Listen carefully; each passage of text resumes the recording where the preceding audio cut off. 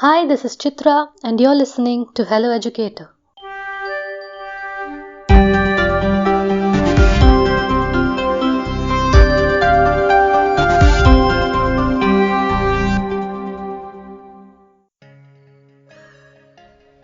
These are challenging times, and we sincerely hope that you're all safe and well. Amidst the storms and torrential rains, there's something enchanting coming our way. In today's episode of Mango Science Radio, Obuli Chandran talks about shooting stars or Perseids and how you can spot them from your home this weekend. Please note, this episode was recorded in August 2020. Hi everybody, Obuli Chandran here. I am a science educator and communicator with huge interest in astronomy and astrophotography. So I've been missing doing radio episodes for quite some time, like the past few weeks. I'm sure you've also been missing it. So here I am back again to tell you about an interesting event that you can look forward to. I know we are smack in the middle of a monsoon. We are hit by rains left and right, and I'm in Coimbatore. Yes, it's been cloudy last I think 1 or 2 weeks at least. We've hardly been able to spot the sun in the morning. Yes, and that's right, and that's the case with most parts of the country as well.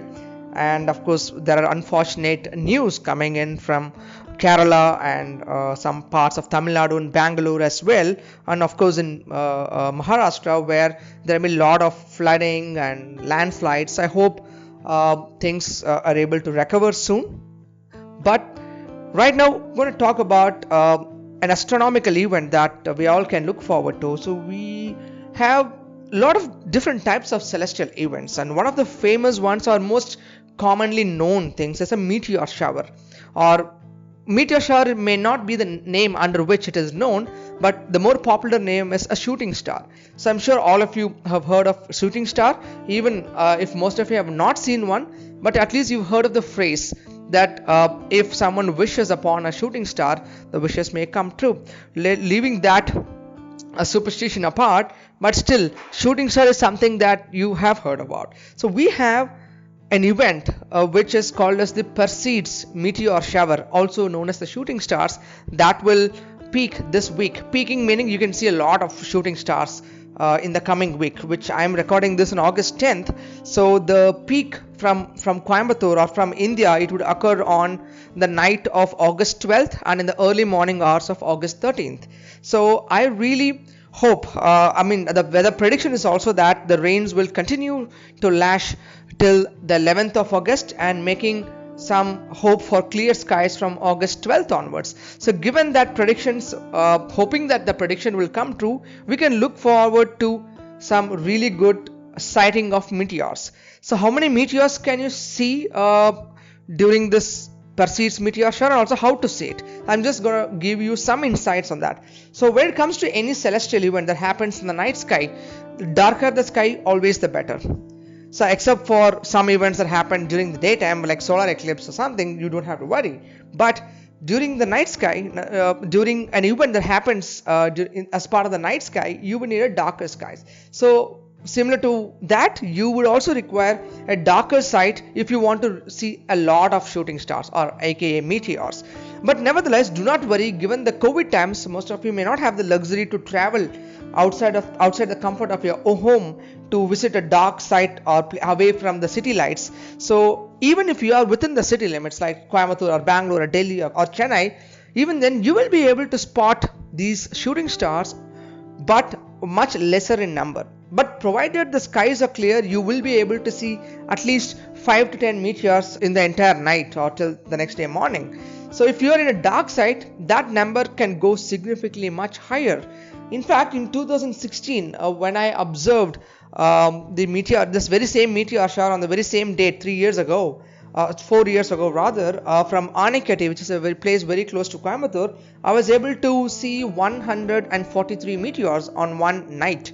So that is a lot of meteors, and provided the sky is clear, and if you happen to be in a very dark place, you can also see hundreds of them in one night. So I think this is a moment where you can actually make, whether you're making a wish upon a shooting star or not, but your wish to actually see a shooting star can become true if the skies cooperate with us, and also if you can sacrifice your sleep a little bit.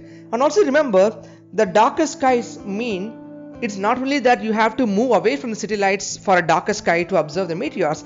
There is something else that can also block your or reduce your probability of seeing a meteor, even though if you are in a dark skies. That is the presence of the moon. So if the moon is going to be present in the sky when you're observing the meteor shower, the moon would be too bright depending on what phase of the moon it is, whether it's a thin crescent moon or a full moon. So that will also impact the number of meteors that you can sight.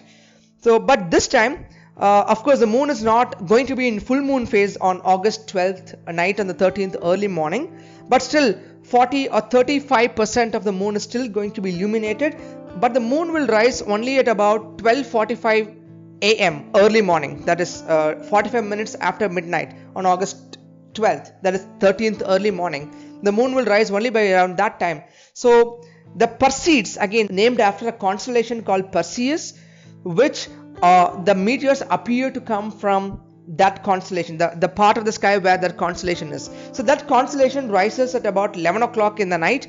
So by the time it is 1 o'clock or 1:30, the constellation is quite reasonably high in the sky, where you'll be able to see a lot of meteors. But do not worry, even if the moon is going to be there in the night sky, reducing your visibility of faint meteors, but still the bright ones, the bright shooting stars, will still be visible despite the fact the moon is going to be out there. So all that we need is a bit of sleep that you need to sacrifice. I wouldn't call it a sacrifice because you're going to enjoy it. So a little bit of giving up on your sleep and a nice place where you can lie down and a good view of the sky with no buildings around you or trees around to block most part of the sky. At least a part of the sky should be visible from where you sleep. A terrace would be good. You just lie down.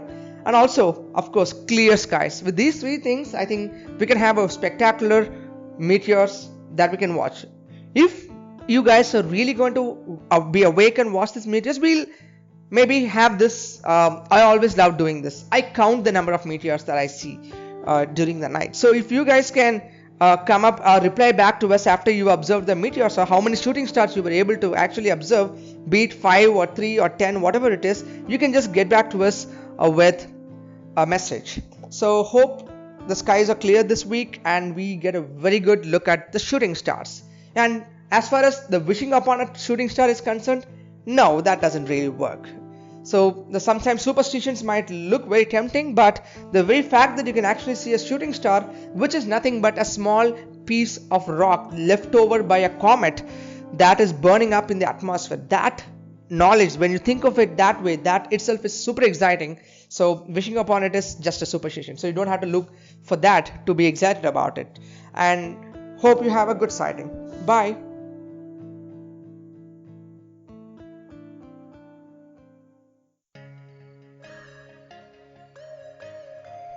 I hope you enjoyed this episode. To receive your daily dose of science stories, don't forget to subscribe to Mango Science Radio. We welcome stories from across the globe, so if you're a science enthusiast and would like to contribute to Mango Science Radio, please WhatsApp us at 99522 43541. Your feedback is valuable and keeps us motivated, so feel free to share your views in the form of an audio message on WhatsApp. Thank you so much for listening to Hello Educator. Remember to tune in for the next episode.